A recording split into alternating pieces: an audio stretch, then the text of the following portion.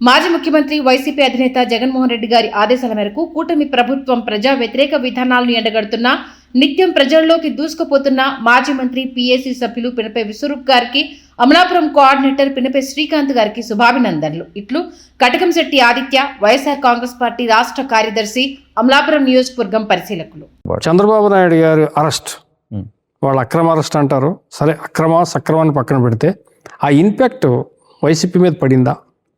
అతనికి సానుభూతి బాగా పెరిగిందా? అంటే సానుభూతి అంటే వీళ్ళు they succeeded in creating some emotion.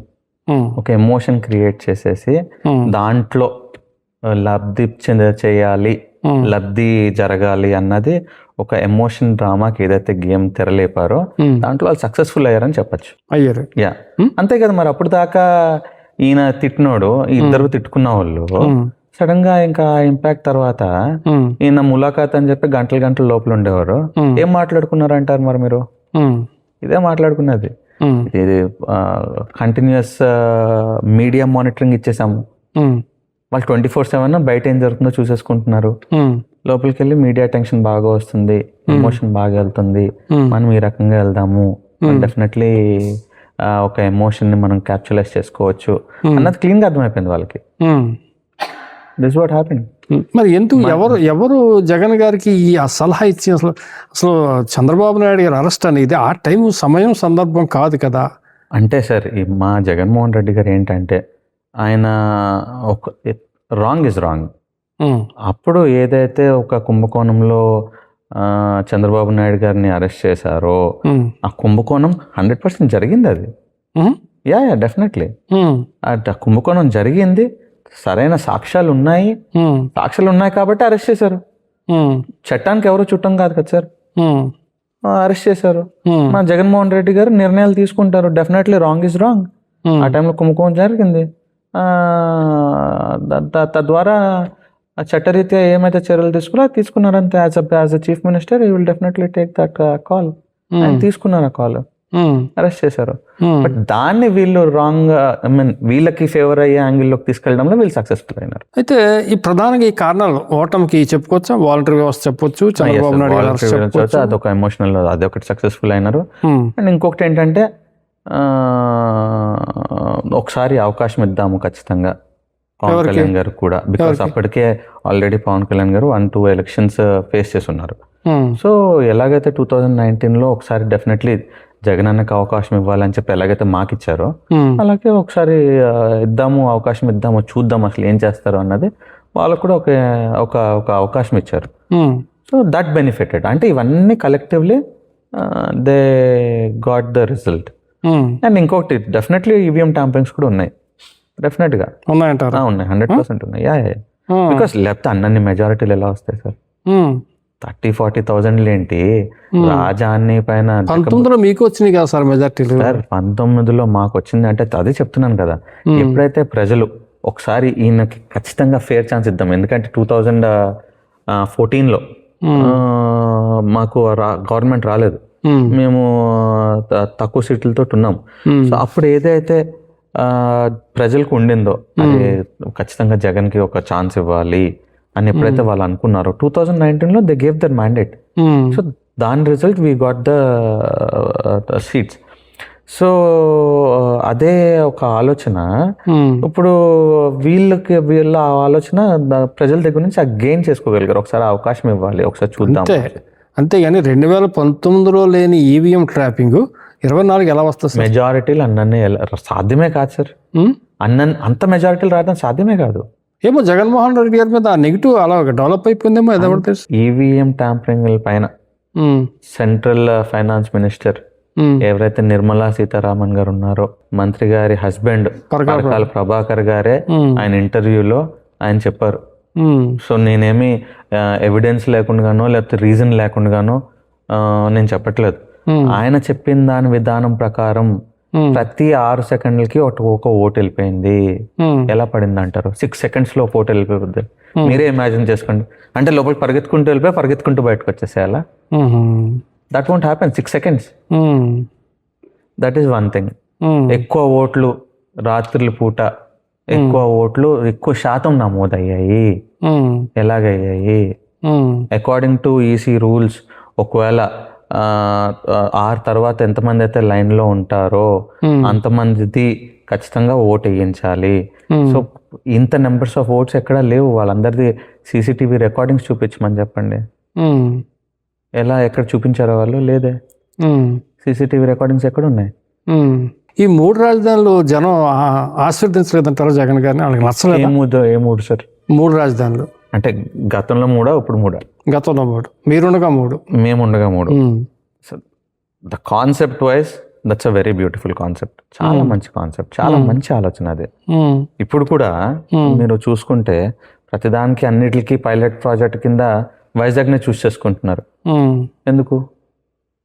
Because Vizag has got the potential, Vizag has got the infrastructure, Vizag has got the ఫ్యూచర్ని క్యాపిటల్గా టాలరేట్ చేసేంత కెపాసిటీ ఉంది. సో అందుకే వైజాగ్ రైటే. 3 రాజధానులు ముద్దు అని చెప్పేసి ప్రతి ఎమ్మెల్యేతో ప్రగాఢతో ఇతను ప్రచారం చేయించాడు. అవును. ఎందుకు ఉపయోగపడలేదు అసలు? కనీసం దాని గురించి ప్రజలు కనీస స్పందన లేదు. జగన్మోహన్ రెడ్డి గారి కనీస సపోర్ట్ కూడా లేదు. అంటే సార్ ఇది ఒకటి, the concept was entirely new. ఏదైనా కూడా మనం ఒకటి తీసుకెళ్లే ముందు స్టార్టింగ్లో దానికి నెగిటివే వస్తుంది. సో మేము ఎప్పుడూ కూడా మంచి ఆలోచన, పాలన వికేంద్రిస్తున్నాము, ఎగ్జిక్యూటివ్ క్యాపిటల్గా వైజాగ్ ఉంటుంది, లెజిస్లేటివ్ క్యాపిటల్గా విజయవాడ ఉంటుంది, మా జ్యుడిషియరీ క్యాపిటల్గా కర్నూలు ఉంటుంది. సో దట్ పాలన వికేంద్రిస్తున్నాము. ఓవరాల్గా మొత్తం ఆంధ్ర అంతా మొత్తం ఒక్క సెంట్రలైజ్డ్ డెవలప్మెంట్ కాకుండా డీసెంట్రలైజ్డ్గా మొత్తం అన్ని ప్రాంతాలకి న్యాయం జరుగుతుంది. రేపు పొద్దున ఎలాగైతే మొత్తం ఇన్ని సంవత్సరాల నుంచి ఏదైతే హైదరాబాద్లో ఆంధ్ర ప్రజలందరి సొమ్ము తీసుకుని అక్కడ కూడా డెవలప్మెంట్కి మనం చేయగలిగాము, చేసి సడన్గా ఈ రోజు నుంచి మీ క్యాపిటల్ కాదు అంటే మిగతా ఆంధ్ర వాళ్ళ మనోభావాలు ఎలా దెబ్బతిన్నాయో అలా మళ్ళీ కాకూడదు అని చెప్పి ఆయన ఆలోచన అయితే రాంగ్ కాదు కదా సార్. ఇంకోసారి మేము ఎప్పుడు అలాంటి సిచ్యువేషన్లో ఉండకూడదు, ఇంకెప్పుడు అలాంటివి రాకూడదు, ఎప్పుడు సెంట్రలైజ్డ్ డెవలప్మెంట్ కంటే డీసెంట్రలైజ్డ్ డెవలప్మెంట్ కావాలి అని గొప్పగా ఆలోచించి జగన్మోహన్ రెడ్డి గారు ఈ యొక్క ఆలోచన తీసుకున్నారు. లెజిస్లేటివ్ క్యాపిటల్ అని, ఎగ్జిక్యూటివ్ క్యాపిటల్ అని, జ్యుడిషియరీ క్యాపిటల్ అని చెప్పి. కానీ మేము ఎక్కడ ఫెయిల్ అయ్యామంటే వీళ్ళు ఏదైతే కూటమి ప్రభుత్వమో ఏదో అమరావతి రైతులకి అన్యాయం జరిగిపోతుందని, అమరావతి మొత్తం అంతా రైతుల్ని వైఎస్ఆర్సీపీ గవర్నమెంట్ పట్టించుకోవట్లేదని ఏదైతే వీళ్ళు ప్రచారం చేశారో, ఆ ప్రచారం మొత్తం రాష్ట్రం అంతా తీసుకెళ్లారో దాన్ని మేము తక్కువ అంచనా వేసుకున్నాం, దాన్ని మేము చిన్నగా ఆలోచించాం, దాన్ని మేము నెగ్లెక్ట్ చేసుకున్నాం. దానివల్ల దాని ఇంపాక్ట్ చాలా ఉండింది. అమరావతి రైతులకి ఏదో అన్యాయం జరిగిపోయింది అన్న ఇంపాక్ట్. నిజంగా చూస్తే ఇప్పుడు కూటమి ప్రభుత్వం మళ్ళీ గవర్నమెంట్లోకి వచ్చినాక ఇప్పుడు రైతులే జగనన్న తలుపు తట్టారే. ఇప్పుడు 2వ విడత ల్యాండ్ పూలింగ్ అంటున్నారా? మేమేదో మొదటి విడతలో సాధించేసాము, ఇంకా 2వ విడతలో మేము ఇంకా బ్రహ్మాండంగా సాధించేస్తాము అన్న ప్లాన్లు కూటమి ప్రభుత్వం వేస్తుంది.